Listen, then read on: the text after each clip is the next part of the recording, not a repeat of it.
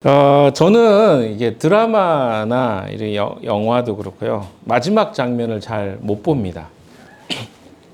그것 때문에, 뭐 지체들은 다퉜다고 이야기하더라고요. 이런 이야기 때문에, 소문을 들었습니다. 근데 저는 그 장면을 잘 못 봐요.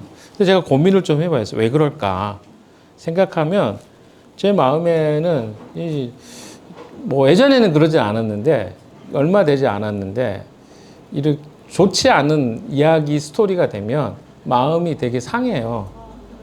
되게 그게 이제 여성 호르몬이 들어오게 된 건지 어떤지 몰라도 그래서 되게 괴롭더라고요. 그래서 그런 내용들을 보면 좀 이렇게 빨리 클립해가지고 앞으로 지나가거나 혹은 이제 안 보는 그런 것들을 선택하는 것을 제가 보게 됩니다. 왜 그럴까 이런 생각들을 하게 됐는데 좀 좋지 않은 일들에 대한 것들을 좀 피하고 싶고 또 그것으로 누군가 고통당하는 것을 볼 때 같이 마음이 아프거나 불편한 마음이 있는 것들을 제가 보게 됩니다. 그래서 이런 것들이 언제부턴가 생기게 됐는데 그래서 어떨 때는 마지막 제일 중요하다고 생각하잖아요. 결론 부분을 꼭 안 봐요. 근데 별로 불편하지가 않아요. 왜냐하면 대충 예상되는 어떤 느낌들이 있어가지고 잘 보다가도 제가 최근에 좋아했던 드라마가 있는데 인연이라는 드라마가 있었어요. 인연이라고 여러분 아시나요? 사극 비슷한 건데 근데 그것도 마지막 편 안 봤습니다. 별로 제가 좋아하지 않는 결말이 나올 것 같아서 좀 제가 그렇게 생각이 조금 좋지 않은 어떤 내용이 나오면 좀 피하게 되는 것들을 좀 보게 됩니다. 최근에 또 지난주에 저희 형수님이 돌아가셨는데 젊은 나이에 돌아가셨어요. 지금 저보다 한 살 정도 더 어리니까 50대 초반에 이제 돌아가신 거죠. 근데 죽음의 순간을 목격하는 게 사실은 그렇게 유쾌하지가 않습니다. 쉽지 않죠. 왜? 제 어머니 돌아가실 때도 참 많이 힘들었거든요. 기억이 나고 또 꿈도 오래 꾸기도 하고 뭐 이런 것들을 생각할 때 참 불편하다.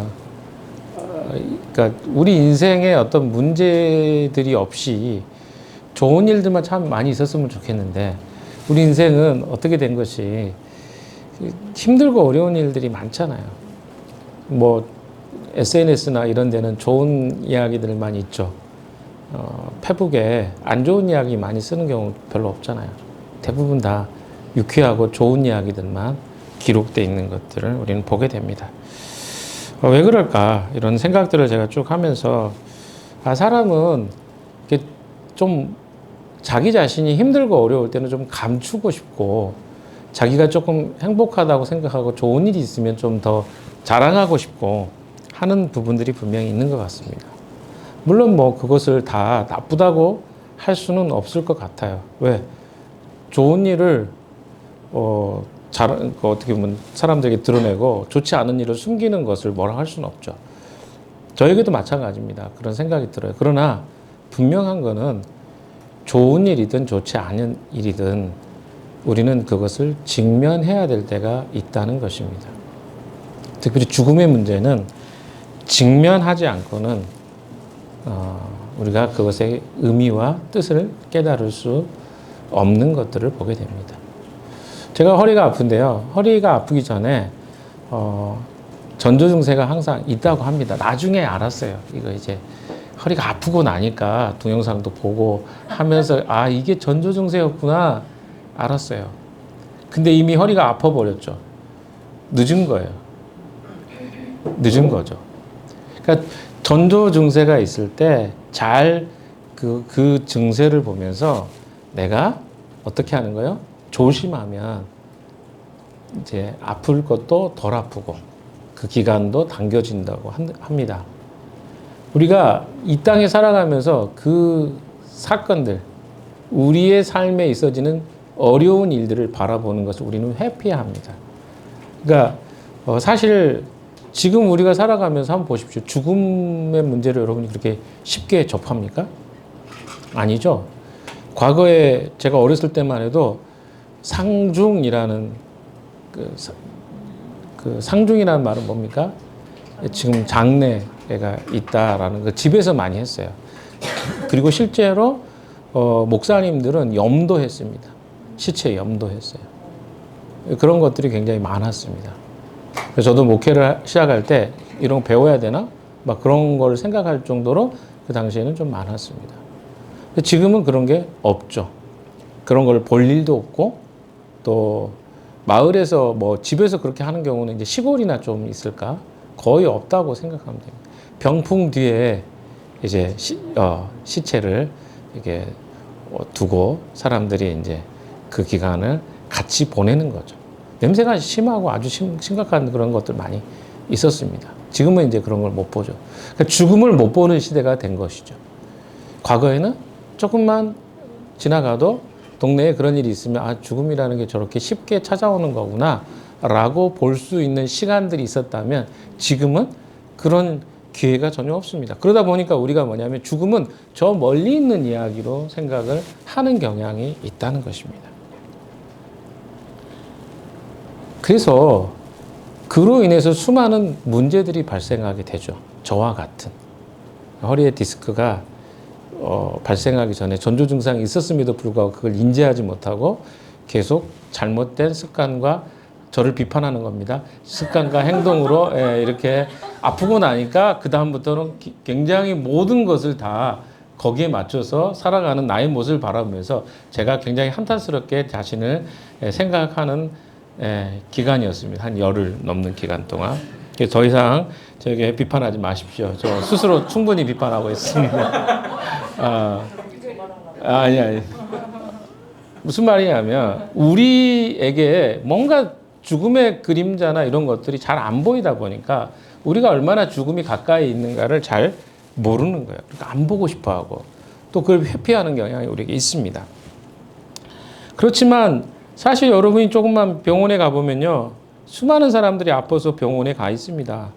저도 허리 아파서 병원에 갔더니 얼마나 많은 환자가 있는지 몰라요. 추석 끝나고 가니까 더 많더라고요. 그래서 오지겠으면 간호사가 저한테 처음 제가 갔다고 하니까 이렇게 원래 많지 않아요.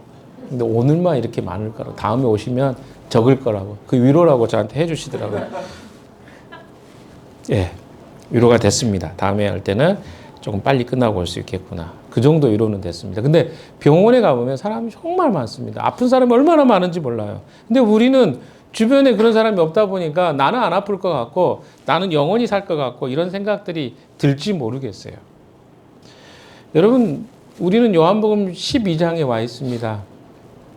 나사로의 죽음의 사건에 대한 이야기를 우리는 나누었습니다. 나사로는 진짜 죽었다가 살아났습니다. 그리고 나니까 많은 사람들이 어떤 이야기를 했겠습니까?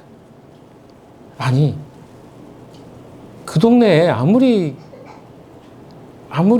많은 일이 있었어도 죽었다가 사람이 살아나는 일이 있었을까요? 그런 일은 없었을 것입니다. 아니, 우리 주변에 한번 보십시오. 죽었는데 누군가가 살아났대 하면 어떤 일이 날 것 같아요?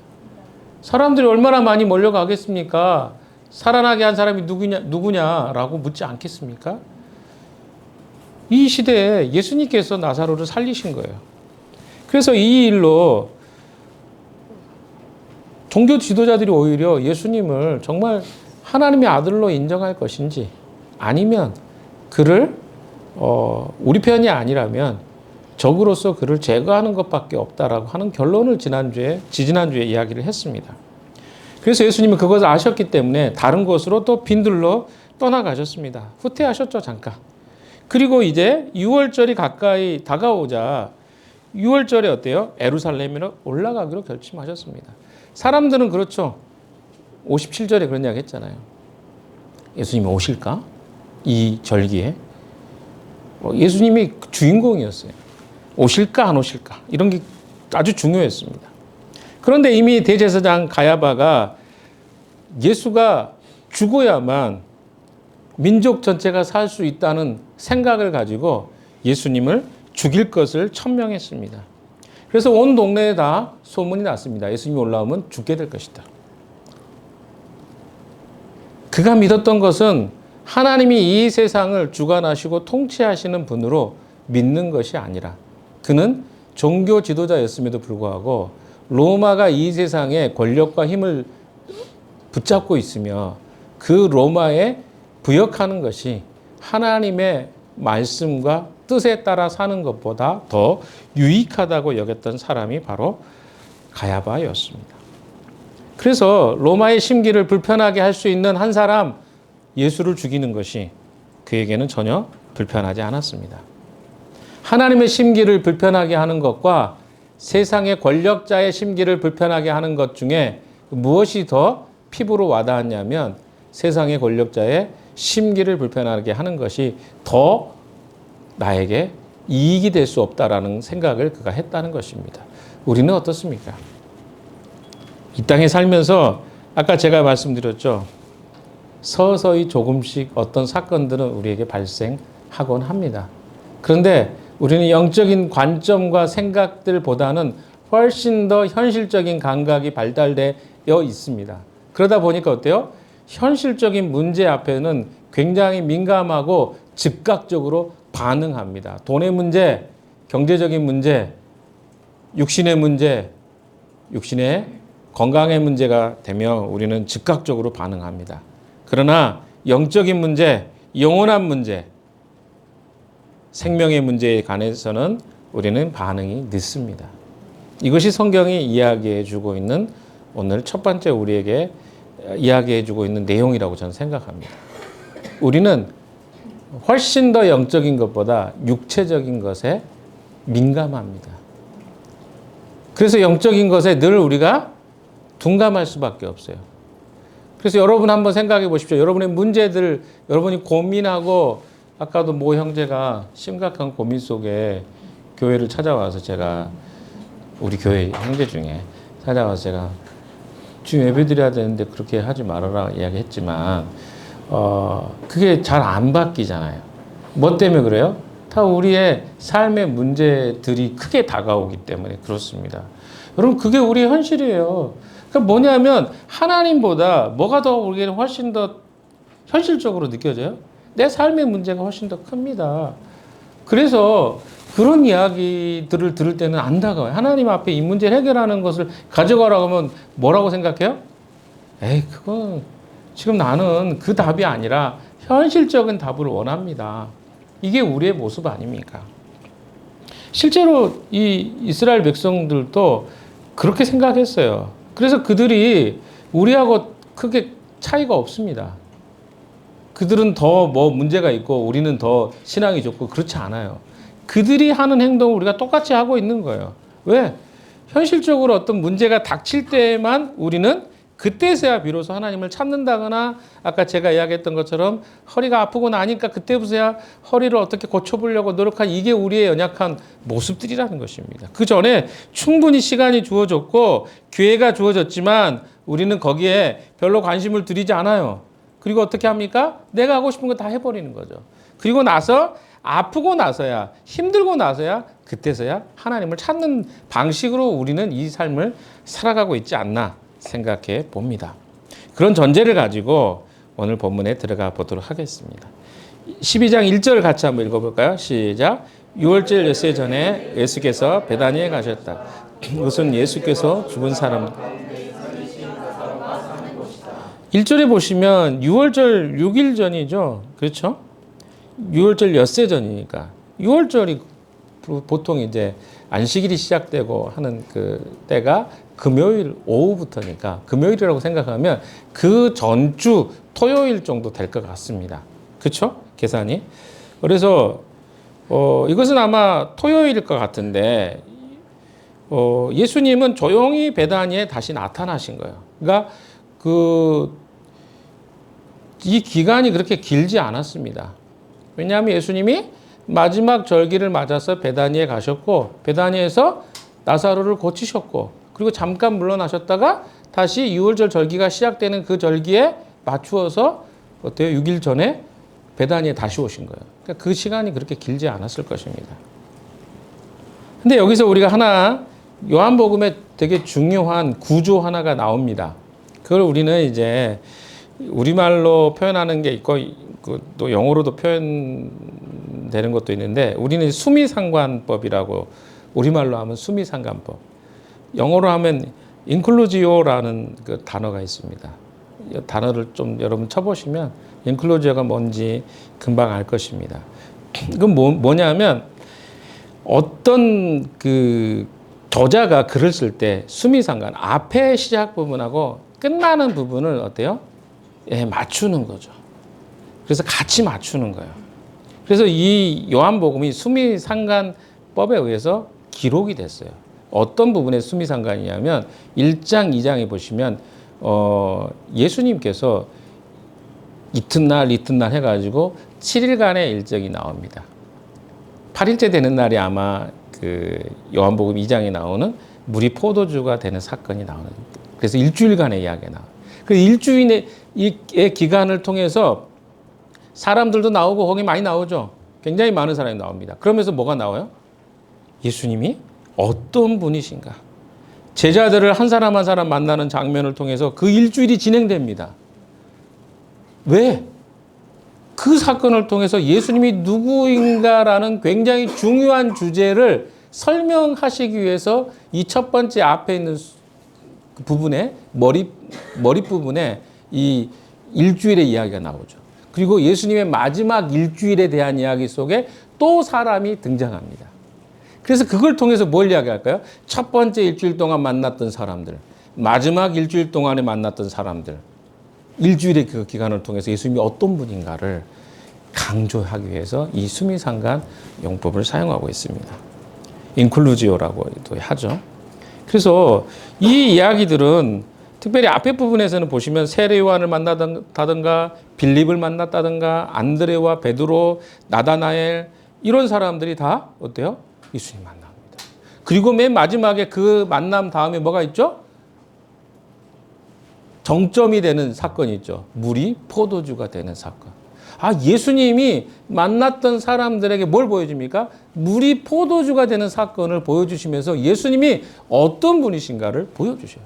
마찬가지입니다. 마지막 일주일을 남겨놓고 예수님은 베다니에 오셔서 만나는 사람들이 있었습니다. 그리고 나서 맨 마지막에 무엇을 가지고 예수님은 자기 자신을 증명하십니까? 자기의 죽으심과 부활하심을 통해서 그분이 누구인가를 보여주고 계신 것입니다.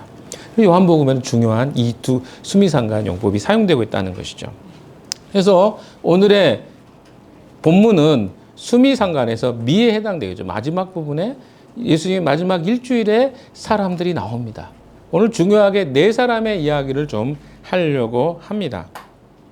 네 사람은 누굴까요?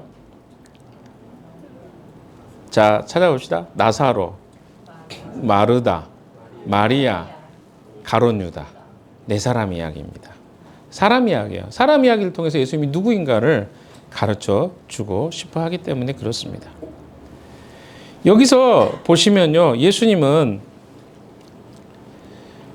요한이 이제 이 내용을 기록하고 있는데 요한이 기록하고 있을 때 보십시오. 그곳은 예수께서 죽은 사람 가운데 살리신 나사로가 사는 곳이었다. 1절에 그렇게 소개하고 있습니다. 그러니까 예수님께서 죽은 자 가운데서 살리신 나사로가 있는 곳이라고 일부러 표현합니다. 그럼 뭡니까? 이것의 의미 속에 예수님의 죽음을 은근히 암시하고 있는 거예요. 죽은 자가 제가 그 본문 이야기할 때 나사로 대신에 누가 죽으시죠? 그리스도가 죽으실 것을 상징하는 거라고 이야기를 드렸습니다. 그래서 오늘 본문은 예수님의 죽으심을 염두에 두고 그분의 죽음에 대해서 어떤 반응을, 네 가지 반응을 보이는 사람들에 대한 이야기라고 할 수 있겠습니다. 각자가 예수님의 죽음을 앞두고 어떤 역할들을 하고 있는지를 한번 살펴보도록 하겠습니다. 2절 한번 같이 읽어봅시다. 시작. 거기서 예수를 위하여 잔치를 베풀었는데 나사로는 식탁에서 예수와 함께 음식을 먹고 있는 사람 가운데 끼어 있었다. 이 장소에 대해서는 여러 가지 분분합니다. 두 가지 정도 이야기가 있습니다. 하나는 나사로의 집이었을 것이다. 그러나 마가복음하고 마태복음을 봤을 때 이 집은 문둥병 걸려도 나았던 시몬의 집이었을 것이다. 근데 두 번째의 내용이 조금 더 지지를 받습니다. 이게 나사로의 집은 아닌 것 같아요. 근데 이 집에 역시 마르다나 마리아가 있는 걸 보면 이들과 가까운 관계에 있는 베다니니까 뭐 동네가 작은 동네, 거기에 예수님까지 오셨으니까 아마 그런 분위기였을 거라고 추정하시면 될 것 같습니다. 자, 거기에 예수님의 잔치를 위해서 사람들이 모였어요. 근데 거기에 보면 여김없이 마르다는 뭐 하고 있습니까? 일하고 있었습니다. 사람 잘 안 바뀌죠. 마르다는 절대 일하는 것이 몸에 배어 있는 사람이에요. 그래서 진짜 되게 재밌습니다. 다 달라요. 마르다는 뭐 하고 있었다? 일하고 있었다. 여기 보시면 다 표현이 나오죠. 마르다는 시중 들고 있었고 나사로는 식탁에 예수님과 음식을 먹고 있는 사람 가운데 끼어 있었고 마리아는 뭐 이렇게 다 다릅니다. 자, 세 사람의 이야기를 그래서 좀 해봅시다. 마르다는 어김없이 진짜 천성이 부지런한 사람이 같아요. 엉덩이가 가볍고 또 일하는 것으로 자기의 정체성이 좀 삼아진 사람입니다. 본성이 어디 갈 수 없겠죠. 누가복음 10장 40절에서도 이렇게 표현되어 있습니다. 제가 한번 읽어볼게요. 그때 주님 그렇죠? 이렇게 표현되어 있습니다. 그러나 마르다는 여러 가지 접대하는 일로 분주하였다. 그래서 마르다가 예수께 와서 말하였다. 주님, 내 동생이 나 혼자 일하게 두는 것을 아무렇지 않게 생각하십니까? 가서 거들어 주라고 내 동생에게 말씀해 주십시오. 무슨 상황입니까? 누가복음 10장 40절의 상황은 혼자 일하고 있는데 마리아는 예수님 앞에 앉아가지고 말씀 듣고 있는 거예요. 그러니까 아마 이렇게 이야기했죠. 나는 뭐 말씀 듣기 싫어서 지금 이러고 있는 줄 알아? 지만 저러고 있어. 근데 예수님이 설교하고 있는 중간에 딱 와가지고 어때요? 예수님, 내 동생이 나 혼자 일하게 두는 것을 아무렇지 않게 생각하십니까? 예수님한테 화난 거예요, 사실은. 왜? 그렇잖아요. 나 혼자 일하게 두는 것을 아무렇지 않게 생각하십니까? 라고 예수님께 따졌거든요. 가서 거두어 주라고 내 동생에게 말씀해 주십시오. 자기가 직접 하면 되는데 예수님한테 하라고 또 푸시하고 있는 마르다를 봅니다. 마르다는 열심히 예수님을 섬기는 그런 측면에서는 상당히 헌신적인 사람이었습니다. 이걸 헌신이 아니라고 말할 수 없어요. 왜냐하면 이런 사람이 필요하거든요. 근데 문제는 마르다는 언제나 일만 하고 있었다는 거죠. 예수님하고 어떤 대화를 했는지 예수님하고 대화한 거 보셨잖아요. 대화할 때 어떠셨어요? 잘 못 알아먹잖아요. 그러니까 아마 예수님도 제가 생각하기에 예수님도 마르다와 이야기하는 것보다는 마리아와 이야기하는 걸 더 좋아하셨을 가능성이 상당히 높습니다. 왜? 마르다는 못 알아먹잖아요. 주님 내가 믿습니다. 뭐 이렇게 했잖아요. 근데 나중에 보니까 진짜 안 믿잖아요. 이런 것들을 봤을 때 마르다가 상당히 몸으로 봉사하고 헌신하는 것은 있었지만 실제적으로 마음으로 주님을 어떻게 따랐을까? 이 부분은 조금 다르다고 생각합니다. 그래서 첫 번째 부류의 사람은요, 마르다처럼 사는 사람들이 있어요. 예수님을 저는 이 부류 나쁘지 않다고 생각합니다. 필요하다고 생각해요. 그러나 예수를 처음 믿으면 다 이렇게 신앙생활을 좀 하는 것 같아요. 저도 과거에 열심히 특심이었습니다. 한번 생각해 보십시오. 제가 30여 년 전에 신앙생활을 시작했는데 예수를 믿고 나서 얼마나 열심히 특심이 되었냐면 될 수 있으면 대부분의 교회에서 하는 일들은 다 했어요. 직함이 6개 정도 됐어요. 그 대학교 1학년, 2학년 때 했으니까 얼마나 근데 좋더라고요. 그리고 제가 90년대죠. 90년도에 제가 율동을 처음 시작했는데 교회 주일학교부터 시작해 작년부까지 제가 율동을 다 지도를 했어요. 그걸 배우기 위해서 밤낮으로 버스 안에서 막 이러고 다니고 사람들 날 쳐다보도 않거든. 이렇게 하고 다녔어요. 그리고 여러분 아시는 분은 아시겠지만 호산나 하면 막 이렇게 우리 그때 당시에 수련회도 먼저 가야 돼. 2박 3일 먼저 가야 돼. 그래서 훈련해요. 가기 전에 훈련하고. 얼마나 열심히 했겠어요. 그 열심히 저에게는 이제 특심이 돼서 나중에는 그게 저의 자긍심이 됐어요. 아, 나는 이렇게 열심히 신앙생활 했다. 근데 어느 날 나 자신을 보는데 내가 열심히 했는데 정말 주님과의 관계에 대한 부분은 또 다른 영역인 거야. 모르는 게 너무 많은 거야. 이게 단계라고 저는 생각합니다. 그러니까 제일 먼저 신앙생활을 접하기 쉬운 거는 뭐냐면 봉사하는 거예요. 헌신하는 거예요. 그것 필요합니다. 그러면서 굉장히 많은 사람들이요. 호산나나 뭐 이렇게 그런 거 하면서 사람들이 신앙이 다 성장해요. 그러면서 뭐 나중에는 간사도 되고 또 목회자도 되고 하는 경우를 많이 봤습니다. 열심히 있는 사람이 다 되더라고요. 그러나 그 상태로 계속 머물러 있는 것은 사실은 좋지 않은 거예요. 근데 많은 경우에 마르다의 상태에 머물러 있는 사람들이 있을 수 있다는 것이죠. 그래서 계속 신앙생활을 어떻게만 생각해요? 헌신하고 봉사하는 것에만 의의를 두고 주님과의 교제와 관계에는 그렇게 큰 의의를 두지 않는 경우가 있을 수 있다. 그래서 첫 번째 부류라고 저는 생각합니다. 두 번째 부류는요, 나사로입니다. 나사로는 예수님과 함께 식사를 나누고 있었습니다. 죽었다가 살아난 나사로는요, 주님과 식사하면서 대화하는 것에 시간을 보내고 있었습니다. 예수님과 가까운 관계인 것들을 잘 표현해 줍니다.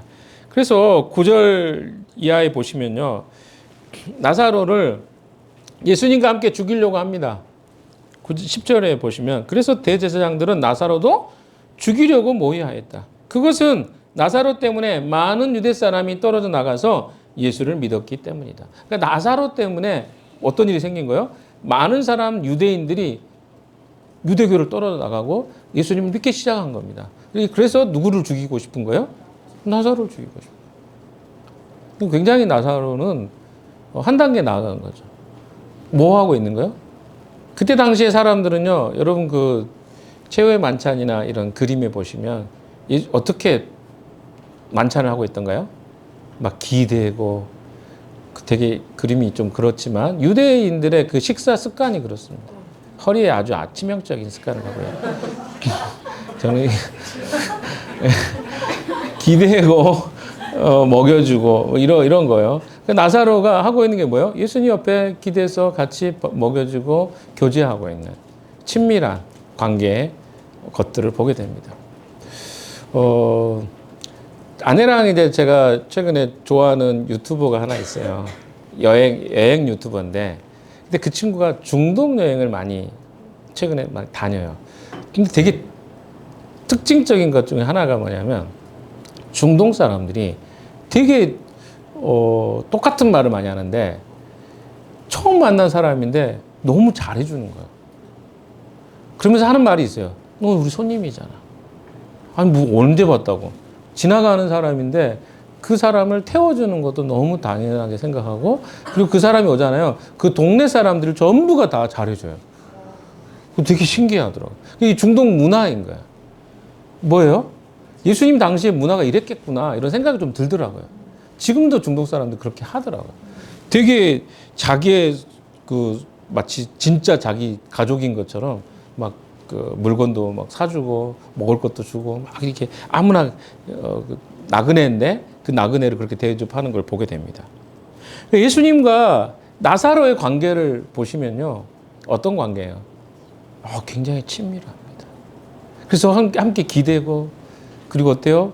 정말 그 우리가 생각할 수 없는 우리의 문화는 아니니까. 그런데 그런 친밀함들이 이 예수님과 나사로 사이에는 있습니다. 그래서 어때요? 나사로까지도 나중에 죽여야만 하겠다라고 할 정도의 관계가 된 거죠. 그러니까 사실은 주님과의 관계가 처음에는 어디서부터 시작된다고요? 예, 뭐 일하는 것으로 시작될 수 있습니다. 그러나 반드시 어디로 가야 돼요? 친밀해지는 거죠. 저는 나사로 정도의 관계만 돼도 굉장히 저는 이 정도 상태만 돼도 성숙했다고 봅니다. 왜?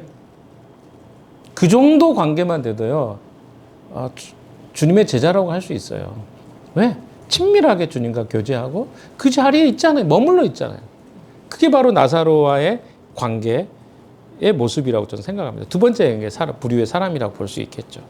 그러나 3절을 한번 읽어보면요. 마리아가 등장하죠. 마리아는 아웃스탠딩한 사람이죠. 특별한 사람, 대단한 사람입니다.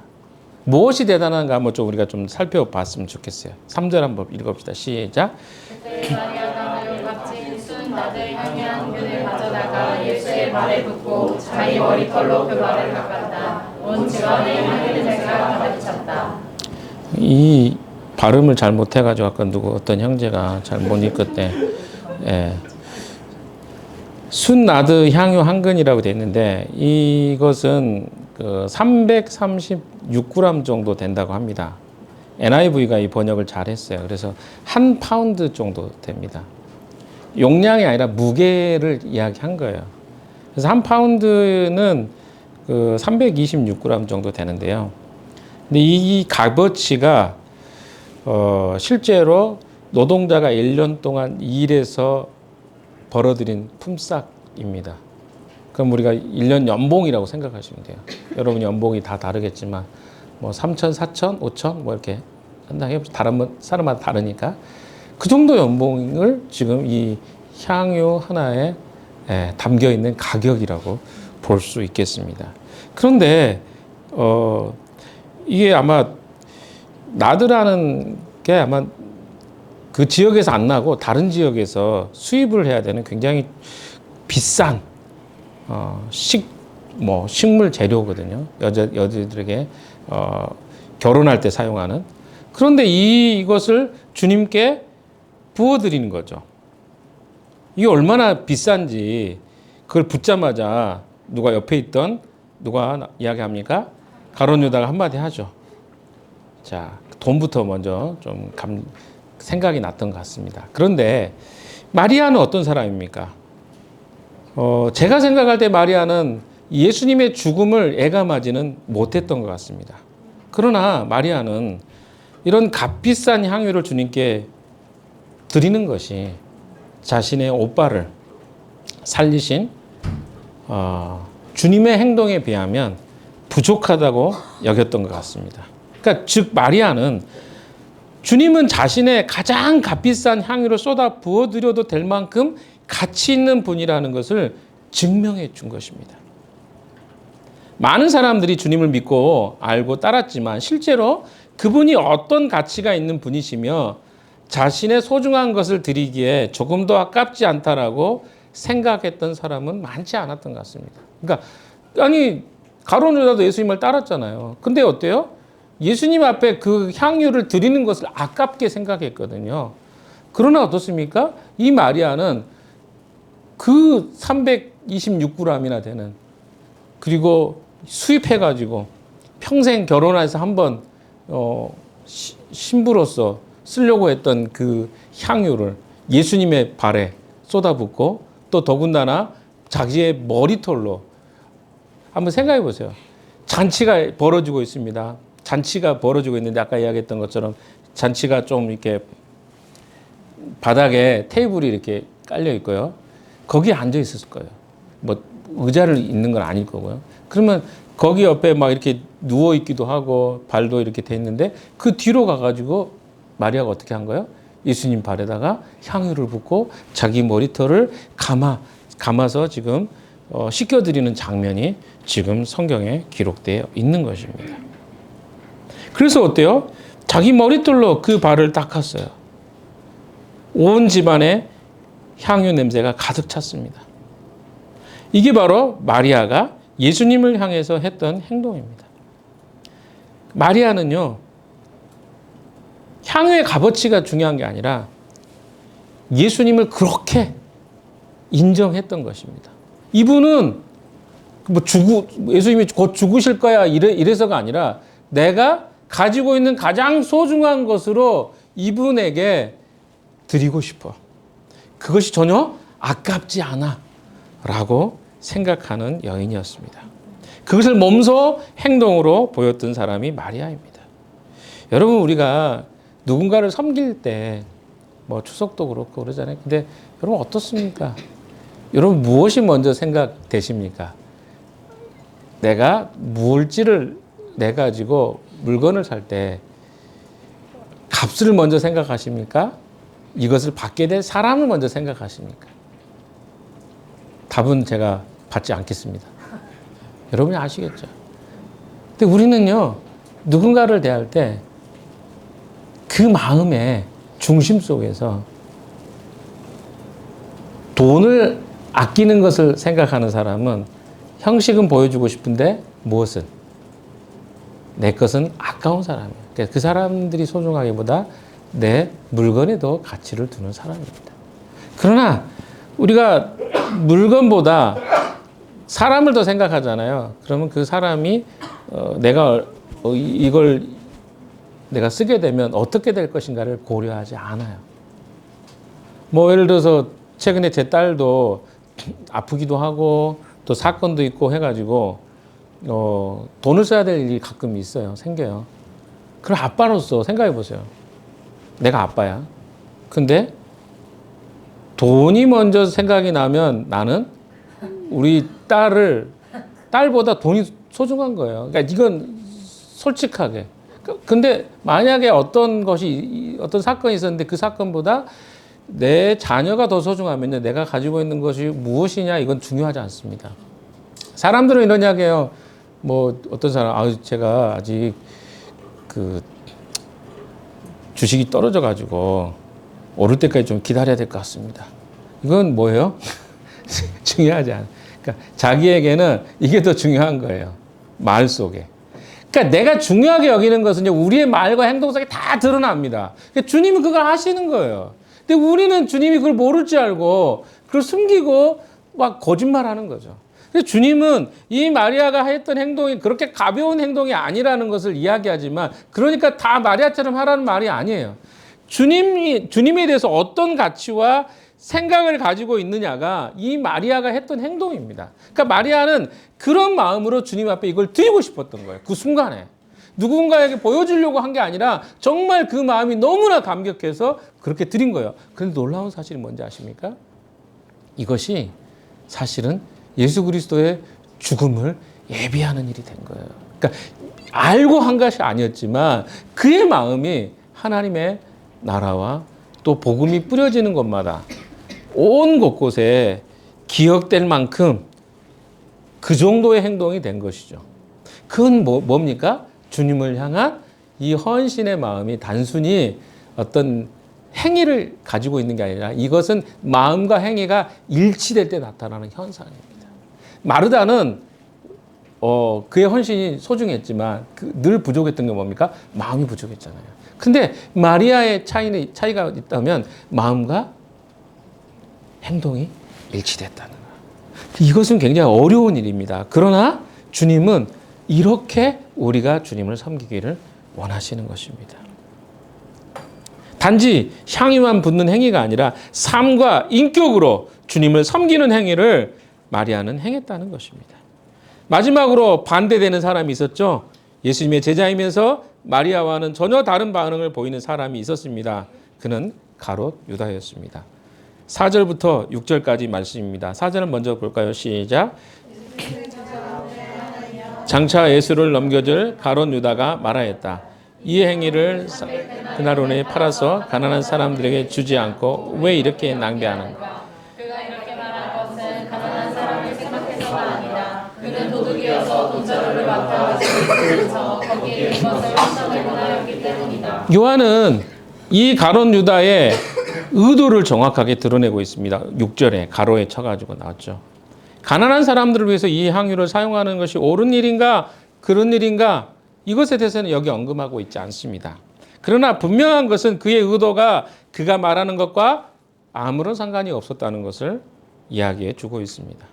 그는 절대로 가난한 자들을 생각하지도 않았고 주님을 마리아와 같이 존귀한 분으로 여기지도 않았던 것 같습니다. 즉 향유가 낭비된다고 본 것이죠. 이것이 일반적으로 많은 사람들이 생각하는 방식입니다. 물질을 바라볼 때 이렇게 생각해요. 물질을 가지고 주님을 위해서 쓴다, 사용한다라고 생각할 때 우리는 뭐라고 생각하냐면 낭비한다고 생각해요. 이 개념이 우리에게 있기 때문에 헌금하는 게 아깝기도 하고 또 하나님 앞에 드려진다는 것에 대해서 우리가 기뻐하지 않는 거죠. 그 이유가 뭐냐면 물질에 더 많은 가치가 우리가 드려져 있기 때문에, 혹은 물질을 통해서 자기가 드러나고 싶어 할 때 그것이 드러나지 않았을 때는 아깝게 여기는 거죠. 왜? 목적이 있기 때문에 그렇습니다. 그러니까 예수님은 대접을 받으신 것이 마땅한 분이요. 아마 가룟 유다도 거기에 동의는 했을 거예요. 그러나 이 정도의 것을 대접할 만한 분은 아닌데? 왜? 그것은 너무 큰 값인데? 이렇게까지 3천만 원을 한꺼번에 다 예수님의 발에 다 붓는다고 뭐가 달라지지? 그냥 지극히 현실적인. 그렇죠? S. 현실적. 극 S. 너무 사실적으로. 이거는 아까워. 이건 낭비야. 그거 처리하고 그 바닥에 쏟아진 거 그것만 해도 얼마나 아까워. 좀만 해가지고 하면 되지. 이런 생각을 했다는 거죠. 그러니까 이런 것들이 사람들에게 굉장히 많아요. 그래서 주님 앞에 뭔가 헌신하고 봉사한다는 어떤 것들이, 또 물질로 뭔가 한다는 것들이 되게 계산하게 되는 거죠. 이 가룟 유다처럼. 그러나 그의 본심은 뭐였습니까? 본심을 이야기하고 있어요. 6절에 요한이. 그가 이렇게 말한 것은 가난한 사람을 생각해서가 아니다. 그는 도둑이요. 실제로 그는 예수님의 그 팀의 회계 담당자였어요. 그래서 재정을 어때요? 조금씩 몰래 사용하기도 했고 그것의 즐거움을 알아버린 사람입니다. 그래서 그가 이것을 자기에게 줬으면 자기가 유용할 수 있을 건데, 이런 생각으로 이 말을 했다는 거예요. 도둑이라고 표현하잖아요. 그러니까 그의 마음에는 주님을 따르는데 주님을 어떤 분으로 여기는 거예요? 내가 이용할 분. 나에게 도움이 되는, 물질적으로 도움이 되거나 재정적으로 도움이 되는 분 정도로 이해했던 것 같습니다. 그래서 유다의 이야기는 분명합니다. 그에게 가난한 자들에 대한 진심 어린 연민이 없습니다. 그는 예수님의 그 일행의 공동체 안에 있는 재정들을 일부분 사용해서 유용했던 사람입니다. 그러니까 그가 말하는 내용과 실제 마음은 다른 내용인 거죠.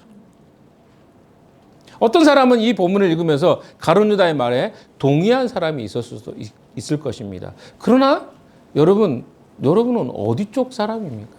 마리아의 이야기를 들으면서 감동이 되셨습니까? 아니면 가룟 유다 이야기 들으면서 가룟 유다가 진짜 맞네, 똑똑하다. 예수, 응? 저 정도는 생각해야지. 어떤 쪽이 여러분은 더 다가오셨나요? 여러분,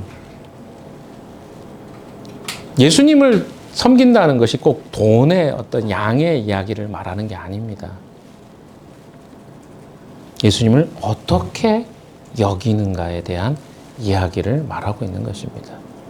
마리아는 그를 나의 모든 것을 드려도 가치 있고 아깝지 않은 분으로 여겼다는 것이고,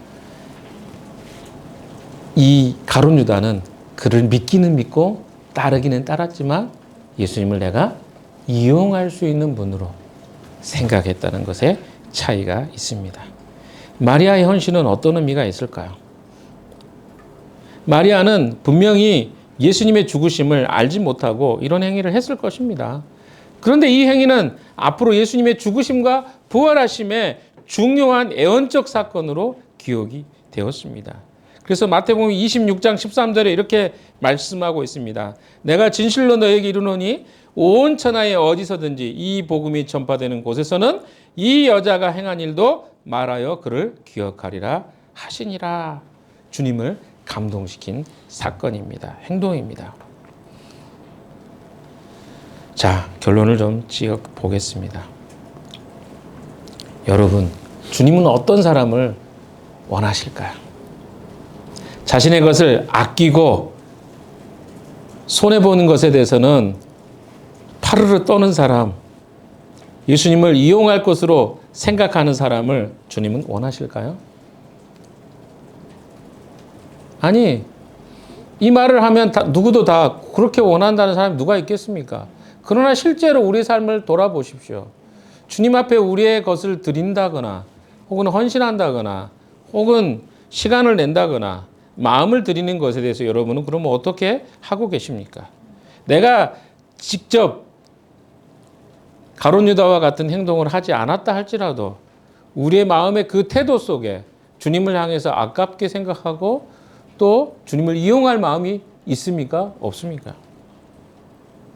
마리아처럼 주님께 나의 모든 관심이 가 있습니까? 아니면 그것과 전혀 상관없이 나의 것이 소중하고 주님의 것은 필요할 수는 있지만 그렇게까지 적극적으로 나의 모든 것을 다 들여서까지 주님을 따를 정도는 아니라고 생각하고 있지는 않습니까? 가룟 유다의 삶은 가장 불행한 사람의 대표적인 유형이라고 할 수 있겠습니다. 가룟 유다는 분명히 예수님의 제자였지만 그는 언제부터인가 주님을 따르는 것보다 그분을 이용해서 재물을 탐내는 것이 즐겁고 재미있었던 사람이었던 것 같습니다. 즉 주님보다 자신의 쾌락과 즐거움에 더 집중했던 사람이 바로 가룟 유다라고 생각합니다. 오래 주님을 따르다 보면 주님의 제자들처럼 될 수 있을지도 모르겠습니다. 내가 신앙생활을 오래 했다는 것이 더 이상 자랑이 될 수 없는 이유가 그것입니다. 말은 가난한 사람을 생각한다고 말하면서 주님을 생각하지 않고 있지는 않습니까? 자신의 쾌락을 추구하면서 주님을 이용하고 있지는 않습니까? 가난한 사람을 돌보지 말라는 말이 아닙니다. 그러나 주님은 7절, 8절에 이렇게 말씀하십니다. 마리아의 행위를 바라보면서 그대로 두어라. 그는 나의 장사날에 쓰려고 간직한 것을 쓴 것이다. 가난한 사람들은 언제나 너희와 함께 있지만 나는 언제나 너희와 함께 있는 것이 아니다. 무슨 말입니까? 마리아는 십자가를 따르는 삶이 무엇인지를 우리에게 보여주고 있습니다. 그것은 결코 모호한 말이 아닙니다. 세상 그 무엇보다도 내가 받은 예수 그리스도의 은혜를 갚을 수 없는 그런 은혜를 받은 존재라고 그는 여겼던 것 같습니다. 그래서 주님을 위해서 나는 무엇을 할까? 이 고민을 하다가 이것이 향유로 드려진 것 뿐입니다. 사랑하는 여러분, 정말 주님이 여러분을 구원하셨고 여러분의 주인이라고 생각하십니까? 나는 어디까지 드릴 수 있을 것 같습니까? 나는 무엇을 드릴 수 있겠습니까? 이것은 드릴 수 있지만 이건 아까워서 안 됩니까? 우리는요, 마르다에서 나사로로, 나사로에서 마리아까지 단계별로 진입해야 됩니다. 절대로 가룟 유다의 모습을 우리가 가져서는 안 될 거라고 생각합니다. 사랑하는 여러분, 한 주간을 또 살면서요, 우리의 삶에 주님이 우리에게 헌신을 요구할 때가 있어요. 그것이 때로는 물질일 수도 있습니다. 때로는 시간일 수도 있어요. 때로는 무엇입니까? 우리의 헌신을 요구하기도 해요. 어떤 부분에서. 재정은 거기 헌신의 한 부분일 뿐이니까.